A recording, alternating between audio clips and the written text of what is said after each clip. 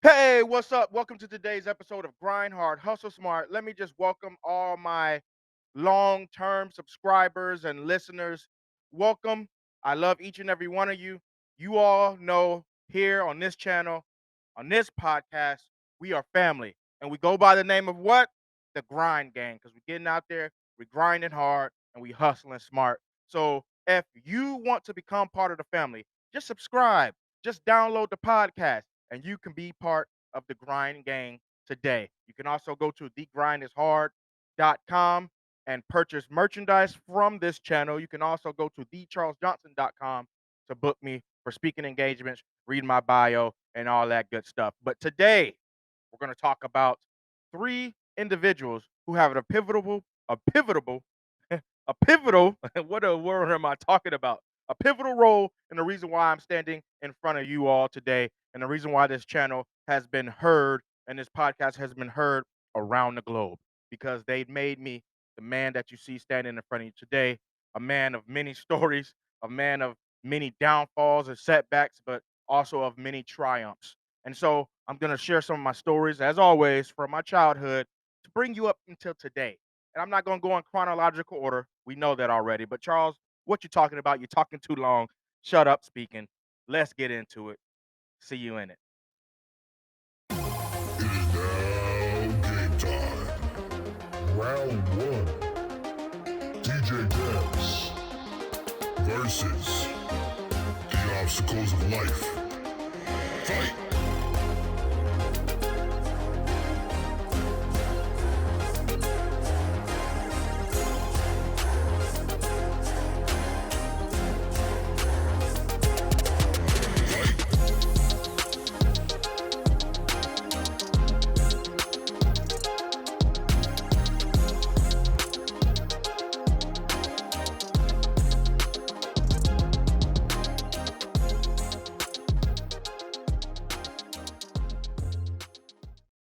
Hey, what's up, Grind Gang? So let's just jump right into it. So the first individual I'm gonna tell you about today, man, is just one of my ride or dies, hands down. This gentleman needs no introduction. If you know me, you definitely know him. His name is Brent Gage, Andrew Brent Gage, man. And just one quick story, because I'm giving you all stories about these individuals and how I come to know them and why they play such a pivotal role in who I am today. So the first time I met Brent, man, I grew up in Fairfield, Alabama. If many of you don't know, it's one of the ghettos surrounding Birmingham, next to Inslee, between Inslee and Bessemer or Bessemer, if you're from Alabama, right? And I meet him, and our thing was we like to play a game of throw up football. We used to go to the park and just take a football. That was his like ministry for the young men in our community. He would just come in, bring a football, go to the park, and just we just play a game of throw a football. That's what we did. And so I had just moved back to Alabama from Syracuse, New York, where I was born around this time, and I go down to the park because I'm bored. I'm looking for people to interact with. I'm looking for kids like myself, and I see them playing throw up football, right? So I go in and say, "Hey, can I play?" Of course, they're like, "Yeah, man, just come on in and play." And I met two of my best friends that I still talk to this day there as well. But this is when I knew Brent was about that life, when I knew Brent was gonna be that guy, my ride or die, right? And so we're all out there and we're playing game of football, and the city bully comes up. Everybody got that one dude in the city who wants to be tougher than everybody, wants to control everything. He's just mean, just a butthole for no reason, right? Well, that guy was by a guy by the name of Vic, VIC, like Vic Firth, like the instruments, but just Vic. I don't know his real name. Still don't know his real name to this day. But dad, we just knew him as Vic. So Vic was always bigger than everybody else, stronger than everybody else. He was that guy. And he came up, and so he trying to bully his way into the game, trying to bully us, trying to bully Brent, right? And mind you, Vic's Vic's a grown man trying to bully like 13 to 14-year-old like kids. We were kids. And so Brent was the only adult male out there besides Vic. Now Brent's a white man, if you don't know. Brent was a priest at this time, a priest at the Episcopalian church that I attended as a child, and Brent's like, "No, it's not gonna happen here, bro. They're like, you need to go on somewhere. It's not gonna happen here." And Vic was like, "Whatever, white man. Whatever, white man. I'm gonna come back. I got something for you." And Brent was like, "Whatever, man. It is what it is." And I'm like, "Oh snap! Brent got some of that hood in him. Like yo, this dude about that life. Like he ain't gonna let nobody mess with the people who he promised to take under his tutelage and care for. You know, Brent was like our father figure because a lot of us didn't have dads. You know what I'm saying? And so Brent was like, "Yo, it is what it is. It is what it is, man." And Brent was like, Vic said, "Hey, bro, I'm gonna come back and shoot you." And I remember this is the funniest thing I ever seen to this day. Brent took off his shirt and was like, "Hey, bro, you want to go? You want to go? Let's go." And he started walking towards Vic, and then Vic started walking away like, "No, I got something for you." And Brent was like, "Okay, okay, hey, bro, I'm right here. If you want to go, you want to go." Like he took his shirt off, and we're like, "Yo, this dude's a priest." like, but Vic brought that like that thing out of him. Like it was like, "Yo, Brent, like that's what we talking about." Like Brent was really ready to go fisticuffs with the supposed superior gangster of our city. He was really ready to go toe to toe with this man, fist to fist, right there on the spot, over the young men that he had promised to take care of and that he would mentor and tutor. That was us.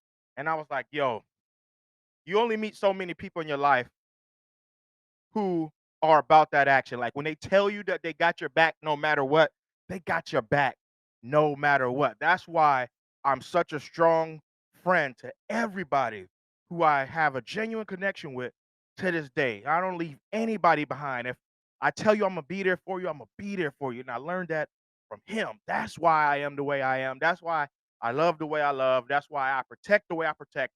And if you come after mine, it's gonna be hell to pay. I learned that from him. All right.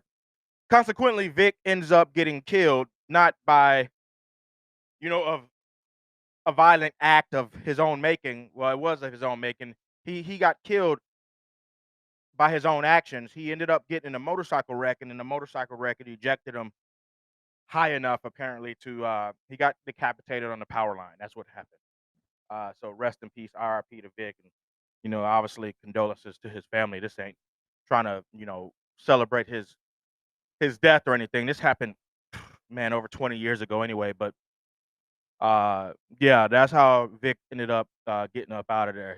He got killed in a motorcycle accident. So the second person who made me who I am today, and I'm sure you've all heard of me talk of her before, would probably most certainly be my grandmother. My grandmother, Trudy Ann Green. Strong woman, strong, strong, strong woman. She passed away earlier this year. And I remember, if you haven't heard me tell this story before, I remember I got kicked out of school. You about to hear it right now, but I got kicked out of school not for the first time, but the second time. And so she begged the principal to let me back in. Of course, they was like, "Nah, no, we already gave Charles his second chance. He blew it. He didn't do what he promised to do. We got to let him go. Like, we got to, this is tough love. This is what we do. This is how you mold a man. You got to let him learn. Life is the toughest teacher, but sometimes life has to do the teaching. We can't save him from himself every time." And so they expelled me out of the school. And my grandmother sat me down, and I'm sitting in the house. I'm in her bedroom. I'm soaking. I'm, going through this whole self pity, denial, all this other craziness, right? And she calls me in the room. She says, "Charles, come here." "Yes, grandma, come here." "Okay, grandma."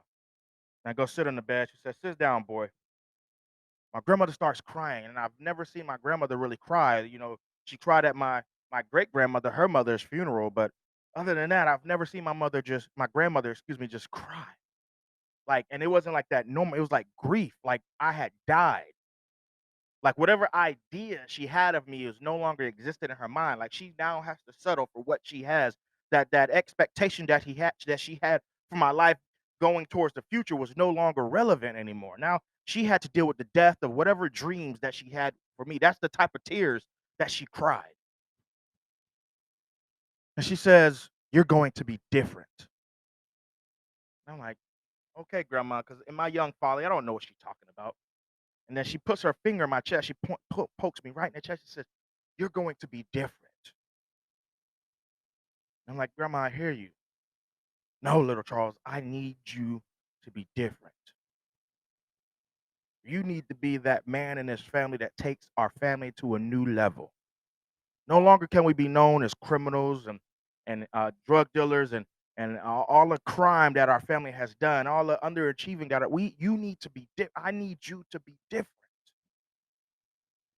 And I was like, man, and I started tearing up. Like, my grandma had just now put the weight of the world on my shoulders. It was now my responsibility to lead our family's lineage into something new, to take it to new heights. But how was I going to do that when I just got kicked out of school for the second time?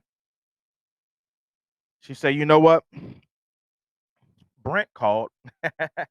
Brent comes up again. Brent he had now left Fairfield, and he was the executive director for the boys campus over at, it was called the King's Ranch back then. It's called the King's Home now in Chelsea and Wilsonville, Alabama. The girls' campus is in Chelsea, and the boys' campus is in Wilsonville. And I had talked to him, and he will take you out there if you want to. Now, granted, Shelby County and Jefferson County, Alabama, are next door to each other. They literally touch, but between Fairfield and Chelsea is probably about an hour, hour and a half if you drive the speed limit, right? So I'm going out to the country, and so Brent takes me out there. I go on my tour. I do all this craziness. I see the house that I'm going to be living with, the family that I'm going to be living with, who you'll meet here in a few minutes. Was not there. They were on vacation. But I see the home that I'm gonna be living in. I'm like, bro, this is different. Like, this is different. Here I am. I grew up in Fairfield. I grew up in the ghetto. Grew up in the city. Now I'm going out to horses and cow pastures. Out there ain't no black people to speak of besides the home that the family that I'm gonna be, living with. And I'm like, man, Brent, I don't know if I can do this. He like, look here, Charles. I'm not gonna make this decision for you. Neither is your grandmother. We already talked about this. You're gonna have to make this decision. Because at the end of the day, whenever you end up in life, it is going to be on you to take responsibility for that. This is your choice and your choice alone. You're the only one who can make this decision. I'm not going to make it for you, and your grandma's not going to make it for you. But we trust that you'll make the right decision. Then he took me home. And so I didn't want to let my grandmother down. I didn't want to let my family down. I didn't want to have to live a life of regret saying shoulda, coulda, woulda, and all that craziness. So ultimately, I ended up going to the King's Ranch. That's where I ended up going, and it was difficult. It was hard, man. It was one of the hardest things I ever had to do in my life. I had to do 2 years of high school, 11th grade and 10th grade. Not 11th grade for the first time, but I'm doing 11th grade for the second time, and my, senior year, because at 19 years old in Alabama, I'm not allowed to go to school anymore, and so I had to do 2 years of high school in 1 year. And so I went to summer school, the summer preceding my senior year, and then I did junior year and senior year at the exact same time. I literally had no electives. I had I took academics every period of the day. I took like 3 maths, 4 histories. Man, it was hard. Like 3 sciences. Like, everybody else was just chilling, getting ready to graduate, and here I am, man. I'm doing like coursework all the way to the end. And not only that, my math teachers and some of my other teachers thought I was smart enough to do AP classes, and so they pushed me into those classes. So now I got a extra extensive workload on top of that. And then also because I was a smart kid, they put me in Mu Alpha Theta, which is like a 2-year college and high school math honor society. And I was a sergeant at arms. So now I got that. I just got all these different things. But I thank God for that decision to this day because it pushed me to become the man who I am today. I thank my grandmother for saying and charging me with that mantle of responsibility that I needed to be something different for my family because our legacy had to change at that point in time. And she was not going to grieve anymore and watch all the men in her family, just underperform and not live up to their full potential. So that's what she meant. Charles, you're going to be different. I need you to be different. And so another person, this is a couple actually. I might add a fourth person in here because she needs to be talked about. But this couple will be known as probably, man, two of the most important people that I've ever met in my life. This is Mr. Adrian and Angela Riggins, my house parents at the King's Ranch. Mr. Riggins was a 20 plus year retiree from the U.S. Army. Probably one of the top two reasons why I joined the Army and stayed in as long as I did because I wanted to be a sergeant. I wanted to be an NCO, a non-commissioned officer, just like he was when he left service. And Miss Riggins, who showed me more nurturing love than I have ever experienced in my life up until that point. That woman just like my grandmother, my mom showed me love, but it was that tough love because they've lived a life where you needed to survive. Like it wasn't that, that lovey-dovey, come cuddle with me motherly love. It was like, boy, I love you enough to kill you type love. If you know what I'm talking about, then you know. But Miss Riggins was just loving, man, and she allowed me to learn. She allowed me to lead. She allowed me to grow. But Mr. Riggins, man, he was demanding. He was demanding, and I really needed that structure. And I learned that, him and Brent and Miss Riggins, Miss Angela, they worked in tandem. I remember one time we had these rules, and you had to gain a certain amount of points each day to earn your privileges for the next day. And when you first get there, like they take it easy on you. They really do. You got to earn like 500 points for that day to get your privileges for the next day. But as you stay there longer and advance through the system, you know, now you got to earn 1,000 points, then 1,500 points, then 2,000 points, and 2,500 points, and 3,000 points, and it goes up and up and up and up. You don't get 500 points no more for something as simple as sweeping the floor. You only get you only get 500 points now for like making an A in class or making the honor roll. Those type of things, they advance your thinking and your actions and your behavior the longer that you in there, and they expect more of you. So now you got to not only meet the standard but exceed the standard in order to make privileges for the next day. But a story that really changed me was I remember my father's social security check had cleared, and I had put it in the bank, and man, I went on a spending spree when I went home. I went on a house visit, and I went on a spending spree, man. And Miss Riggins, she was a very spiritual woman, very, very spiritual woman. And she woke up one day and she told Mr. Riggins, "Take Charles to the bank and check his account." And my heart sank immediately because I knew that money was gone. Like it wasn't a lot. I think I spent like out of 65, $6,800 that I think I got, I spent like maybe 3 grand of it, just like stupid stuff, like just buying shoes, like man. And so she said God told her to take me down to the bank and check my account. And I already knew what Mr. Riggins was gonna find out when we got to the bank. I was just waiting for him to find out because I certainly wasn't gonna tell him. You're talking about a man who's probably every bit of 245, 250, 270, maybe, all muscle, 6'3", bald head, like Vig Rhymes, like that that type of guy. Like I watched Mr. Riggins get mad one time and fold up a mattress in the hotel room because he caught some of the kids smoking. Like the dude hit the middle of the bed and the bed did this. Like let me show you real quick. He boom and it was like boom, like like it did like this. The ends met and then they separated. Like he just boom, like I expect more, y'all. Like Mr. Riggins was huge.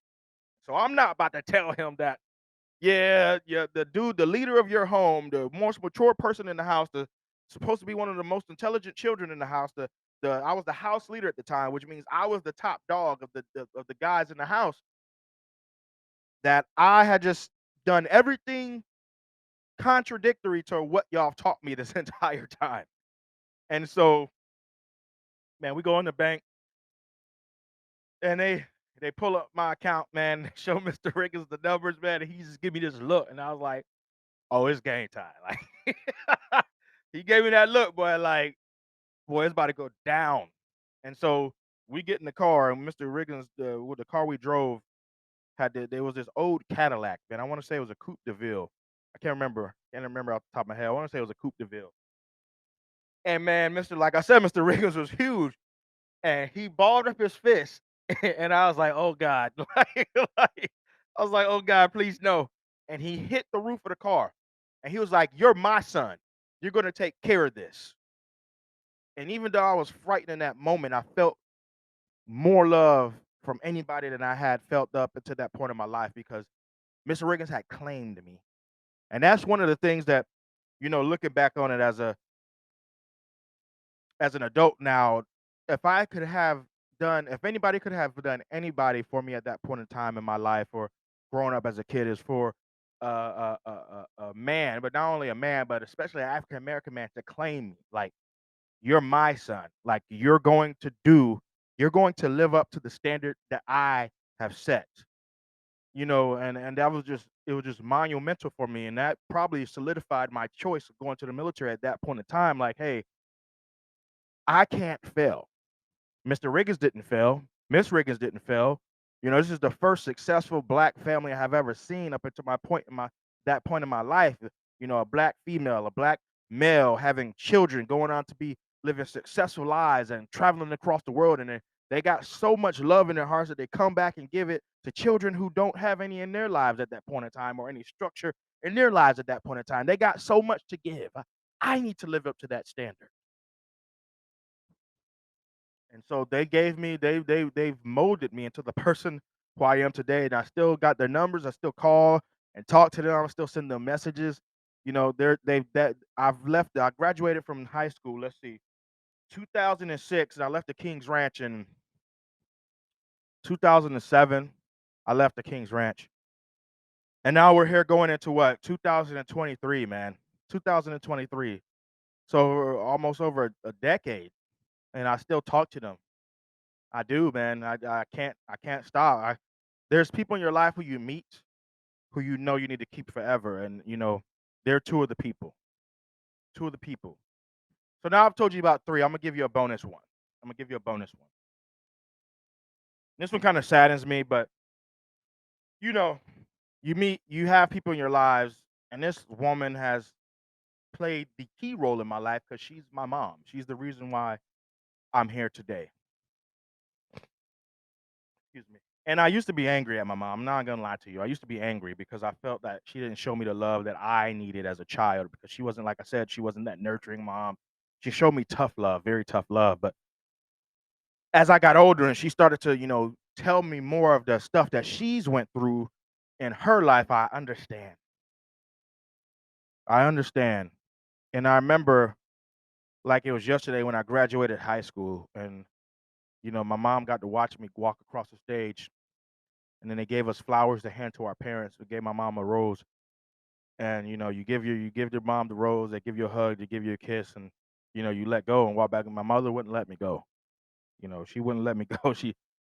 People, my classmates, everybody who, if they're listening, they can, you know, uh,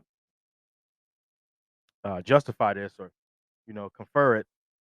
She wouldn't let me go. She held on to me for a long time, just crying and kissing me over and over again. And I realized why, because that was a wish that was now real. To go from a kid who was supposed to be a high school dropout. I had been kicked out of the same school not once but twice in my junior year. Somehow, all the people in my life constructively came together to push me towards graduating high school, ultimately going to college and joining the military. It meant something to her because that moment was now tangible. Because only a year prior, it wasn't supposed to be. I was supposed to be a high school dropout, man. That's what I was supposed to be, doing nothing, doing nothing. And a few weeks ago, found out my mom has breast cancer. And if you're listening to this, mom, I love you. I love you to the moon and back. But it's spread to her bones and her lungs. And my mom, like I told you, she learned from my grandmother. You got to be strong, man. When everybody else around you is falling apart and weak, you got to be strong. And that's probably where I get my stoic, like kind of buttholish attitude from, is from her.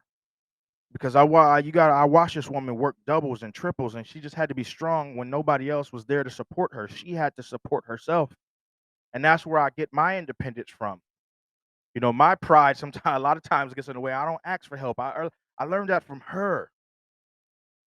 You know, you hear that saying, you know, when things get tough, the tough get going. That's my mom, and that's where I learned that from. I have to be strong when everybody else is falling apart. And I remember I talked to her, and now everybody in the family, you know, is calling, Charles, you need to get up here, you need to do this, you need to do that, and everybody's frantic and anxious. And I know what my mom would say because my grandmother taught her the same thing, and my grandmother said the exact same thing. I'm not gonna treat my mom like she's dying because I always believe the impossible is possible, 1000%. And my response was this. This was exactly what my mom said, word for word, when I talked to her about it. She said, "Ain't no use in sitting around crying and being feeling sorry for yourself. You gotta let the Lord do what the Lord gonna do, and you deal with what comes afterwards. There ain't no use in sitting around grieving and moping. Go live your life. Be strong. Because if you start acting like something's wrong, then everything will go wrong. If you start acting like you're dying 9 times out of 10, guess what's gonna happen? You're going to die." So my mom looks at the bright side of things. She looks at things and she's not a realist. I love her for that. You know, when everything falls apart in my life or I feel like things aren't going right, I talk to my mom about it, and she just says, "Charles, you just got to keep working, baby. You just got to keep going. Like, there ain't no use in sitting around being regretful or sad or grieving. Just get to it, man. Make it happen." And I'll end with this. And this is the reason why I told the story about these individuals and why they play such a pivotal role in my life. Because far too often we let the legacy of those who have come before us die with us. We don't realize that we're only one strung in a ladder that is our family tree, that is our family's ladder, that all our descendants will have to climb to get to their purpose and their place in their life. We stand on the shoulders of those who have come before us. All the flaws that they've had, all the strengths that they had, everything. We still stand on their shoulders, and it is now our reciprocal responsibility to keep that ladder moving forward and up, projecting upward. How dare I complain about the things I've had to go through in my life when my grandmother had to deal with Jim Crow? How dare I complain about the things that I've had to go through in my life when my mother's had to deal with some incredibly difficult, hard times? How dare I complain when Mr. and Mrs. Angela Riggins grew up in Albany, Georgia, and there was times when Mr. Riggins, they were poor and, you know, there's alcoholism, all different types of things. How dare I complain?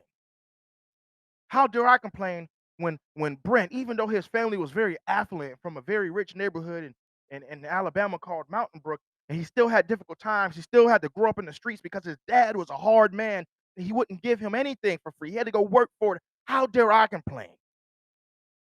How dare I complain? I stand on the shoulders of these individuals, and they have made me who I am today, and it's my reciprocal responsibility to pay them back. I need to make sure that I stand and provide a strong foundation for those who come after me, for those who follow in my footsteps.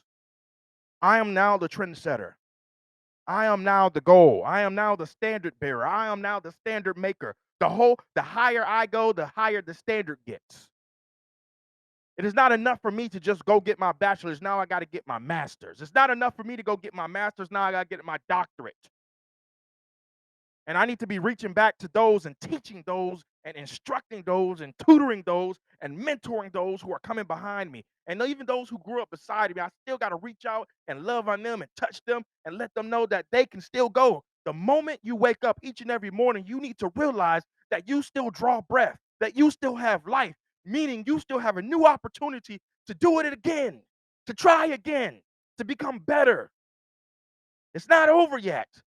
People get in this slump and this stinking thinking and this catastrophic thinking, and they think that everything is over. Nothing is over yet. You still have an opportunity when you wake up to do it again. Man, man. wish you could meet these people. Maybe one day I can have them all on and they'll introduce themselves, tell funny stories about things that we remember and reminisce. But thank you all for tuning in to today's episode of Grind Hard, Hustle Smart. You all have been awesome. Hey, if you haven't joined the Grind Gang already, subscribe to our YouTube channel, Grind Hard, Hustle Smart. Download the podcast. We're available on all major podcasting platforms: Spotify, Apple, Amazon, iHeartRadio, Radio Stitch, all of them, or excuse me, Radio Public and Stitcher. We're all available on all of them, man. All of them.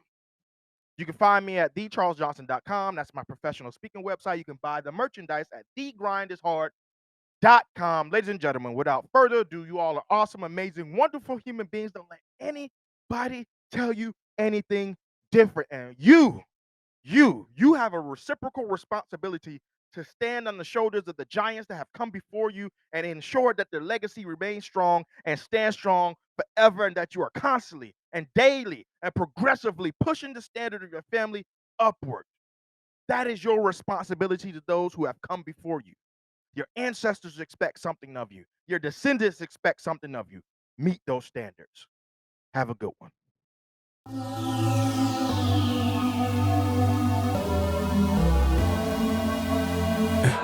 For the record, for the record, for the record, for the record. Been a little too nice to y'all. Now I gotta up price on y'all. Snake eyes on dice for y'all. Shoulders on ice for y'all. H6 all the hate. I won't get involved today. Got lost in the ball and A's. I'm flipping the bars. I'm flipping the. On record, off record. I still count wins when they got it. On record, off record. I let them take advantage. I was wildin'. On record, off record deals. Tell them talk to Colin for the quote. On record, off record. I still want to act, not the ghost. For the record, I'm done trying to make y'all comfortable. For the record, you ain't tryna grow, then it's done for you. For the record, lab on me going all the way. For the record, ain't tryna link, no time to waste.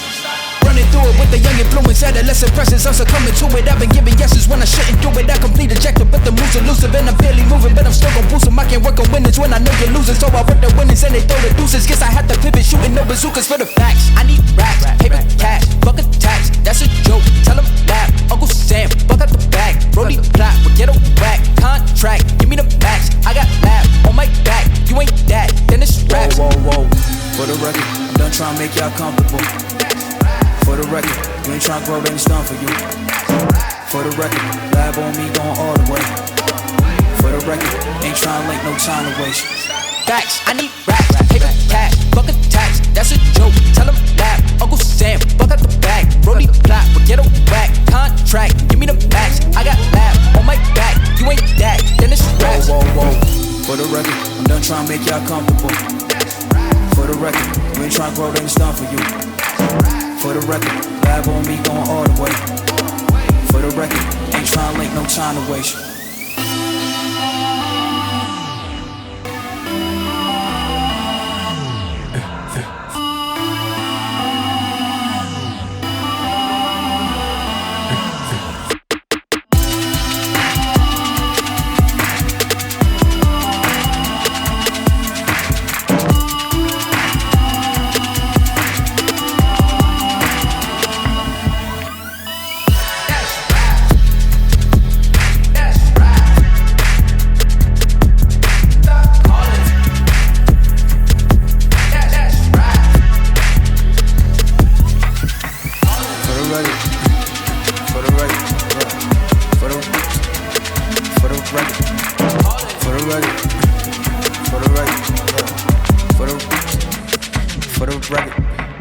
For the record.